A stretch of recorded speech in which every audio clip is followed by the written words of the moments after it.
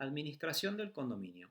Ante la imposibilidad de uso y goce común de la cosa, ya sea porque uno de los comuneros se opone o porque otro de ellos quiere darle el mismo uso que le está dando otro y no es posible por la naturaleza de la cosa, la ley nos pide que tomemos una decisión en asamblea a los fines de decidir sobre su administración. Para ello debemos cumplir ciertos requisitos comunes a ciertos actos orgánicos en los cuales tenemos que establecer las cuestiones relativas a la convocatoria, es decir, debemos fijar los puntos que vamos a discutir en forma clara y precisa.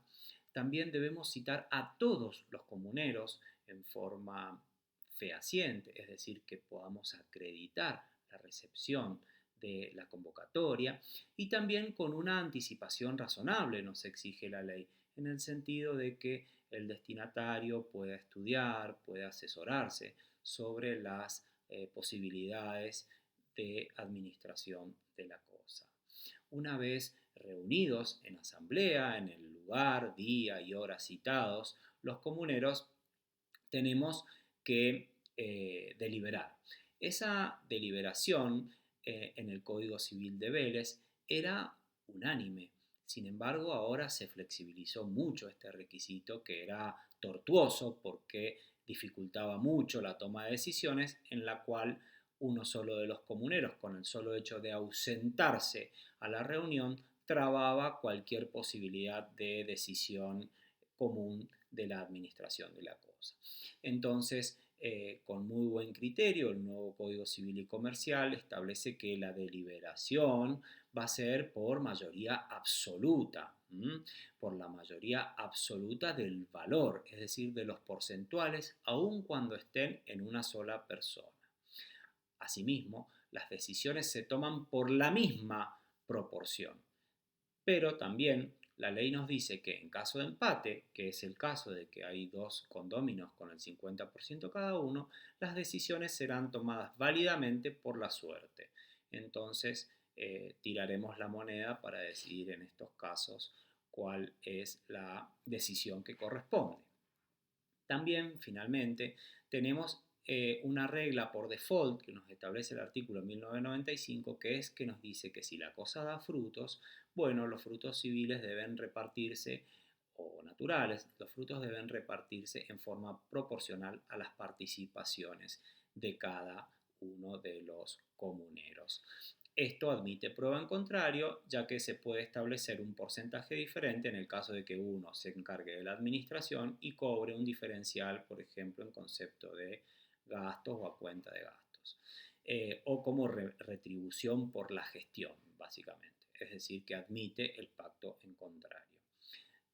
Por último, quiero señalar dos precedentes que me parecieron muy interesantes. Un caso es de la Corte de Buenos Aires, que se llama la causa Mega, y otro es el caso de la provincia de Mendoza del año 2015, que es el fallo Dugini.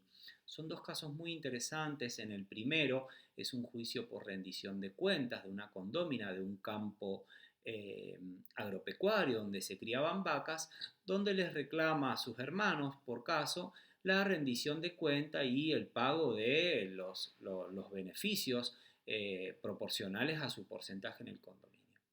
Luego de rechazar la acción en las medidas, en las instancias ordinarias, la Corte de Buenos Aires revocó y acogió el planteo, ya que en ningún momento se cuestionó el carácter de condómina del accionante y tampoco el carácter de cosa dadora de frutos del campo. De modo tal que ahí tenemos una base jurisprudencial de la regla normativa del 1995. También en el caso Dugini es muy interesante porque aquí había una división de hecho del condominio, es decir, una parte del terreno estaba a cargo de uno de los condóminos y la otra de otro.